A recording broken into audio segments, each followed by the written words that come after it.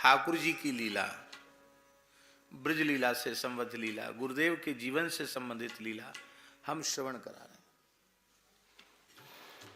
इसको हमें सबसे पहले सुनाया था परम पूज्य पुजारी श्री रामचंद्र दास जी महाराज ने, चित्रकूट वाले पुजारी जी ने हमको सुनाया था।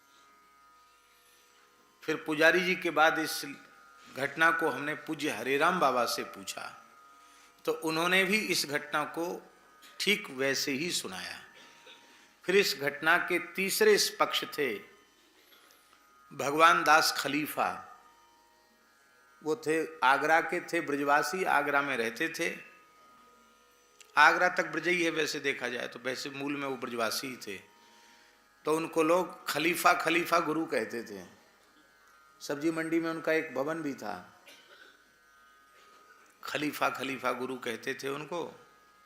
और वैसे वो भगवान दास नाम था उनका। गृहस्थ थे, छोटे मोटे व्यापारी थे,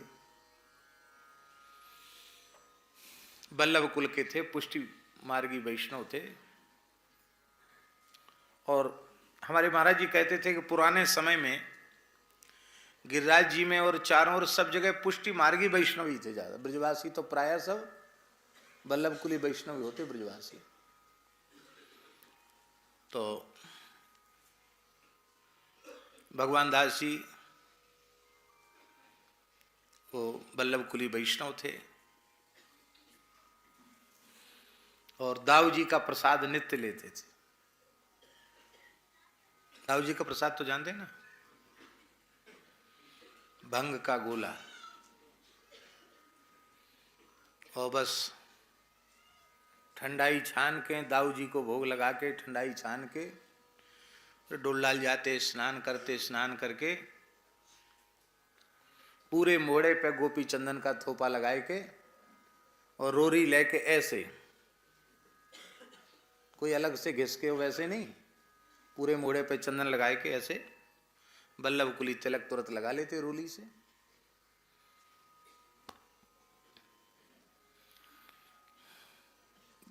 बद्रीनाथ गए सब लोग, मित्र मंडली के वे सदस्य थे एक तरह से। बाबा चले बद्रीनाथ है हमें, चलो चलो बद्रीनाथ है, चलो गए बद्रीनाथ गए। अरे भगवान दास कछु मांग ले बद्रीनाथ बाबा थे। हे बद्रीनाथ बाबा तिहारी कृपा सो काऊ बात की कमी ना है। ब्रजवासी हैं, भजन तो करे ही हैं, बाकी तो मांगवे की जरूरत ना है। ब्रजवासी हैं, भजन तो करें ही, बाकी तो मांगवे की जरूरत ना है। बस एक दया करो हे बद्रीनाथ बाबा, आखिरी दम तक छंती घुटती रहे बस, और कचुनाएं चाहिए, सब काऊ बात की कमी ना है। ऐसे थे।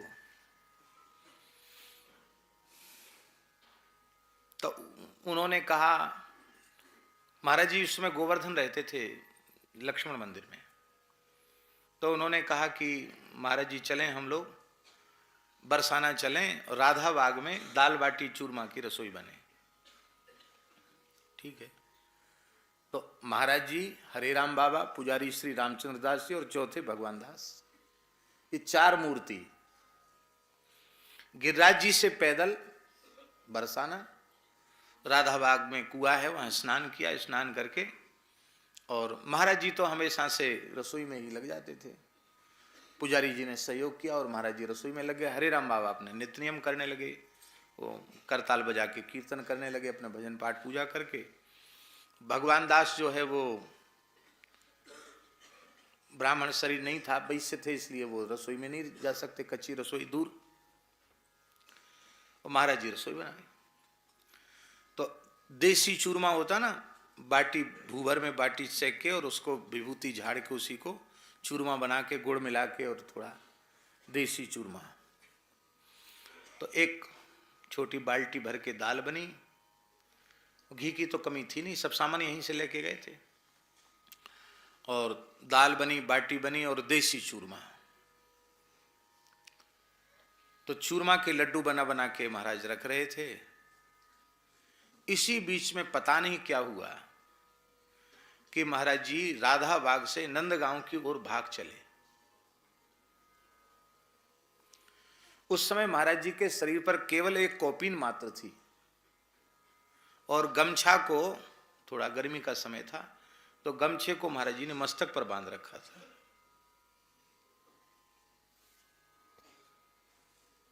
और उसी स्थिति में महाराज जी नंदगांव की ओर भागे, भावावेश में नंदगांव की ओर भागे। अब शरीर में होश होता तो वस्त्र पहन के जाते, एक लंगोटी थी शरीर पे केवल। तो अब इन लोगों को हुआ कि ये क्या हुआ, बाबा क्यों भाग रहे हैं उधर। तो तुरंत जो है सब घी चिपड़ी वही बाटी थी, तो बाटी सब गमछा में बांध ली कोरे कपड़ा में, और बाल्टी में भरी हुई थी दाल भी ले ली, चूरमा के लड्डू भी ले लिए, और हरे राम बाबा महाराज जी के पीछे दौड़े। पुजारी जी और भगवान दास जी जल्दी जल्दी पीछे से चले। महाराज जी को पुकारा भी, लेकिन महाराज जी ने किसी की बात सुनी नहीं, सीधे नंद महल पहुंच गए ऊपर।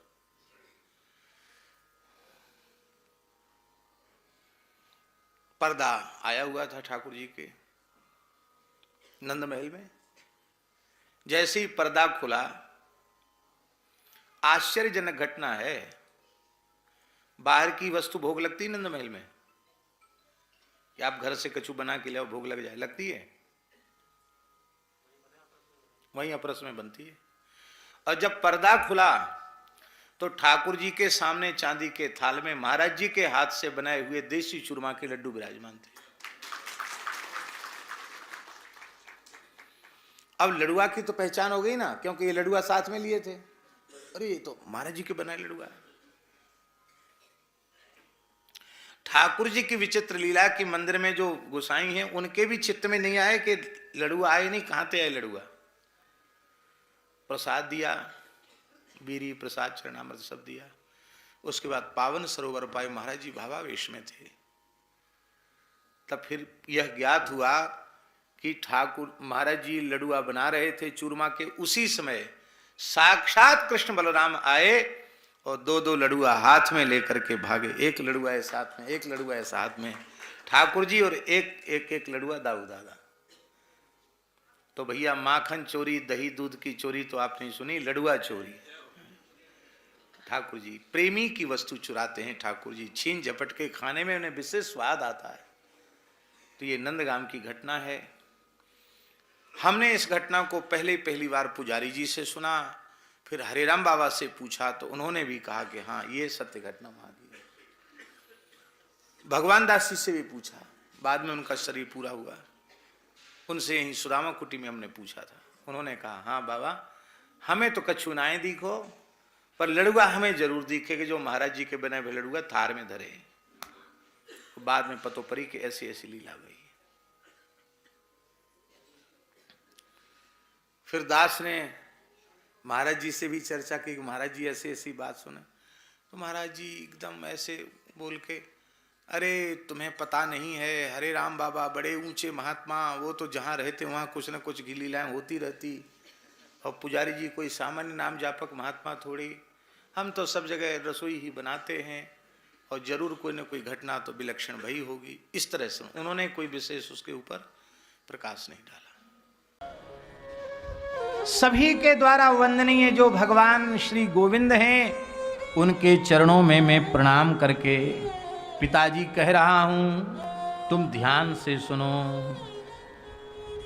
क्या बोले? राम कृष्ण गोविंद माधव श्रीपते, ये जो भगवान के पवित्र नाम हैं, इन पवित्र नामों का कीर्तन करके खूब नाचो, और खूब रो, खूब गाओ। इससे बढ़िया बात और कोई दूसरी नहीं। आलिंग तनयम प्राह शृणु बालहितम बचः, राम गोविंद कृष्णेति विष्णु माधव श्रीपते, एवं वदन्ति ये सर्वे ते पुत्र मम वैरिणः। ये सुनकर के हिरण्यकशिपु ने कहा, अरे क्या बोलता है?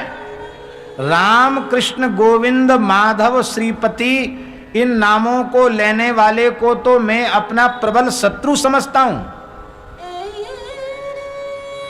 तुम मेरे पुत्र हो, ये तुम्हारी बुद्धि बिगड़ी कैसे?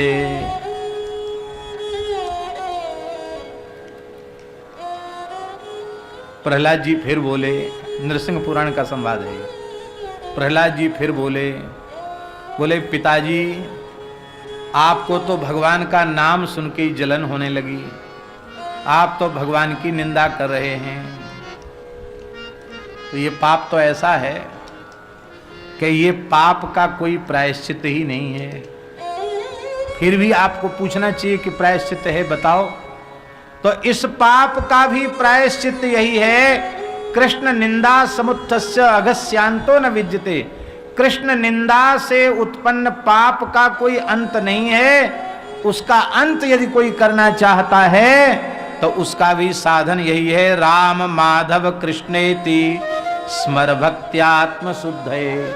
श्री राम कृष्ण माधव इन पवित्र नामों का स्मरण करो, भक्ति पूर्वक इनका स्मरण करो आत्मशुद्धि के लिए।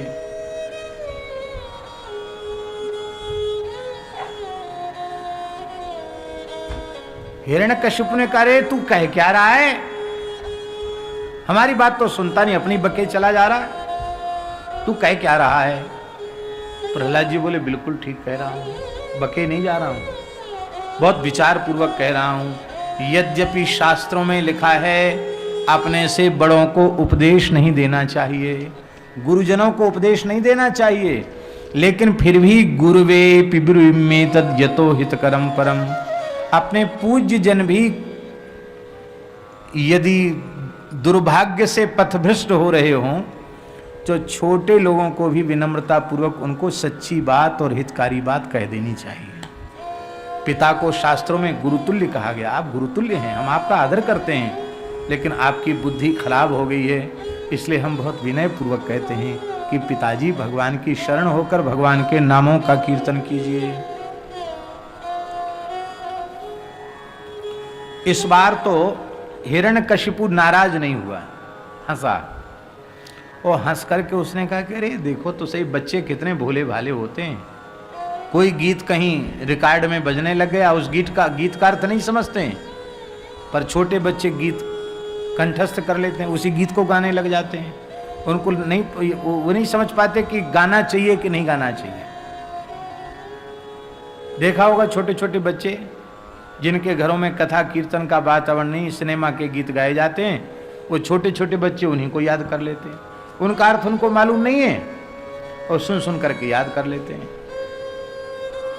उनको ये भी संकोच नहीं रहता कि हमको इसको किसके सामने गाना चाहिए, किसके सामने नहीं, वो जानते नहीं, वो अर्थ ही नहीं समझते हैं, वो तो केवल सुन करके गाने लग जाते हैं। तो देखो ये बालक है, इसने कहीं से सुन लिया होगा और सुन करके सीख लिया होगा। श्रुत्वा पुत्र गुरो दैत्य पर पक्ष समाहिता जहास बुद्धिर बाला नाम भिद्यते पर बुद्धि भी। बुद्धों बालकों की बुद्धि भोली होती है, जल्दी बहक जाती है। और संडा मर्ग से बोले कि देखो अच्छा हुआ तुम जो साथ चले आए, पुल पट्टी खुल गई। तुम्हारे यहां प्रच्छन्न भाव से छिप करके विष्णु के पक्षपाती वैष्णव आते होंगे, साधु महात्मा आते होंगे, और वो साधु महात्मा भगवान की चर्चा करते होंगे, विष्णु की चर्चा करते होंगे। और ये भोला भाला बालक है, कुशाग्र बुद्धि का है, ये श्लोक वहीं से इसने कंठस्थ कर लिया होगा। हमने पूछा तो इसने सुना दिया। देखो ले जाओ इसको। अब तक तो ये महल से पढ़ने जाता था, अब ये महल में नहीं आएगा, अब ये वहीं रहेगा तुम्हारे विद्यालय में। 24 घंटे ध्यान रखना इस पर, इसकी बुद्धि अब बिगड़ने न पावे। ठीक से देख रेख करो।